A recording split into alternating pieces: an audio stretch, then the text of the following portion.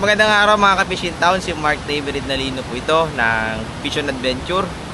At nandito po tayo ngayon naka-base sa Quezon, Palawan. So, nag-start po ako ng pag-fishing year 2022.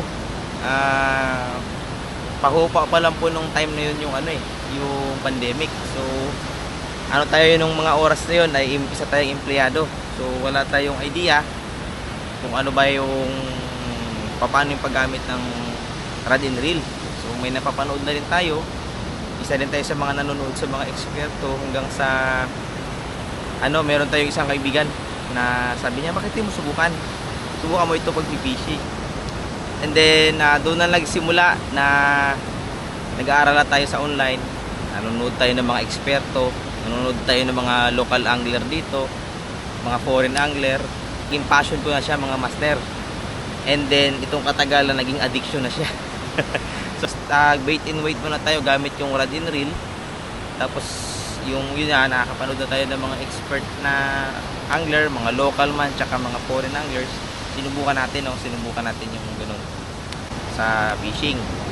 Maglalakad tayo maghapon. So isa rin yun sa mga nagustuhan ko mga master, kasi kumbaga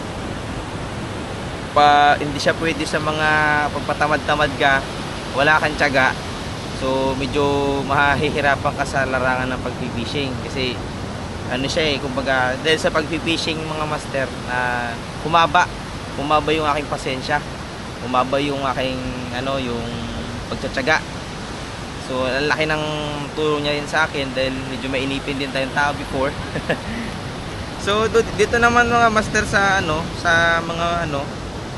mga madalas natin nahuhuli, mga dito lang din sa tabi, mga shoreline, mga top water predator fish, mga barakuda, needlefish, giant trevally, kung ano-ano, depende sa paggamit o depende sa mga artificial minnows na ginagamit natin. So napunta rin tayo mga master sa extreme na fishing.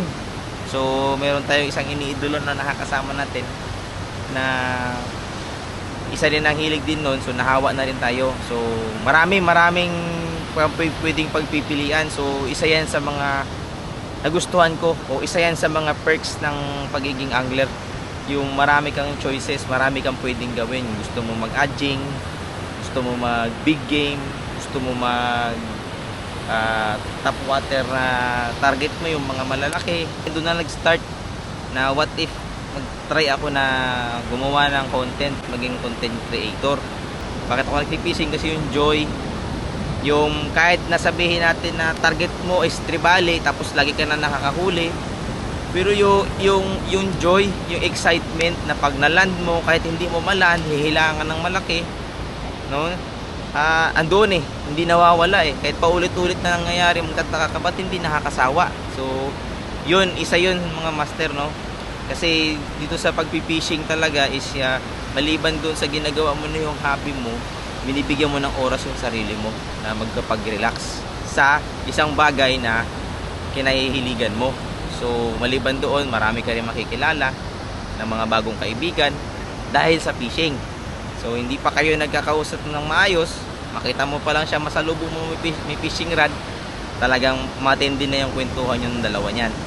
Doon sa mga nagbabalak na mag-start mag-fishing, simulan nyo na mga master hanggat bata pa kayo, lalo pa doon sa mga bago-baguhan pa lang.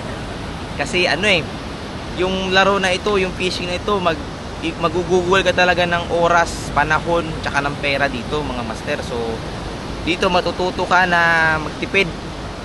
Meron kang trabaho dati, kung saan napupunta yung pera mo, sugalo, kung ano-ano man. Dito matututo kang magtipid, matututo kang magtabi ng budget mo na, itabi ko muna ito pagkasahod ko kasi may bibilhin akong fishing gear dahil gusto ko magbuo ng setup na ganito, ganyan. So yun, kapag matututo ka magtabi, magbigay naman ng para sa'yo, sa sarili mo. And then doon nga sa mga nag-start, subukan yung mga master, maganda tong libangan, lalo na doon sa mga stress, trabaho. Bigyan nyo ng oras yung sarili nyo sa pagpipishing mga master. Ito wala tong pinipiling edad. Basta mayroon kang alam na hahagisan, sige puntahan mo, bigyan mo ng oras yung sarili mo at yung hilig mo.